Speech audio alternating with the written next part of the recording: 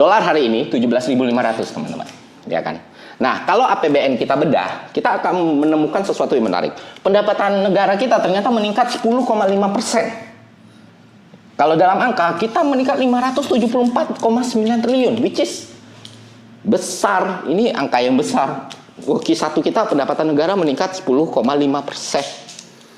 Tapi namanya APBN, kita nggak boleh ngitung pendapatannya doang dong. Kita harus melihat belanjanya. Nah, di belanja ternyata angkanya lebih besar lagi.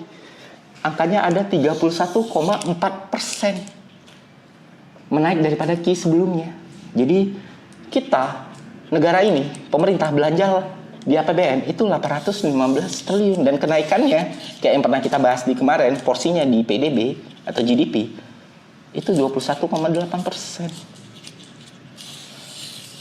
Nah, kalau diangkakan, kayak gue bilang tadi, 815 triliun. Dan lebih menarik lagi ketika kita bedah angka 815 triliun ini, ternyata 610 triliun itu belanja pemerintah pusat. Makanya, ketika efisiensi terjadi, banyak Pemda yang menjerit, banyak hal-hal yang terjadi, banyak pengurangan guru honorer atau P3K dan lain sebagainya, negara berhemat. Ya, inilah faktanya, 610 triliunnya itu ternyata belanja pemerintah pusat. Ya, bentuknya MBG, pengadaan BGN, dan belanja-belanja yang lain. Itu salah dua dari semua belanja pemerintah pusat ya.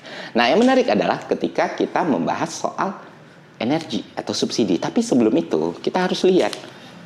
Akhirnya, postur yang ada di Q1 ini menghasilkan defisit sekedar 240 triliun. Yang mana senilai 0,95 PDB dari GDP atau PDB. Oke, teman-teman. Sebenarnya angka 240 triliun itu nggak akan jadi masalah yang besar dan nggak akan cukup untuk melemahkan rupiah. Karena bertahun-tahun di berbagai negara, defisit APBN itu tidak serta-merta melemahkan kurs atau mata uang sebuah negara. Nah, cuma karena situasinya lebih kompleks dari yang kita pikir dan keadaannya lebih tidak stabil, ini akhirnya berdampak. Indonesia itu kebutuhannya atas impor itu lagi tinggi-tingginya. Walaupun neraca pembayaran kita itu masih positif ya, masih lebih banyak ekspornya, cuman pertumbuhannya itu beda jauh gitu. Pertumbuhan ekspor kita 0,90, pertumbuhan impor kita per PDB 7,18. Nah, kalau kita lihat perdagangannya di Q1, ekspor itu cuma tumbuh 0,34. Sedangkan impor itu naiknya 10,05. Nah, ketika rupiah melemah, ya beban APBN jadi lebih besar dong untuk membayar, ya kan? Karena $1 lebih mahal.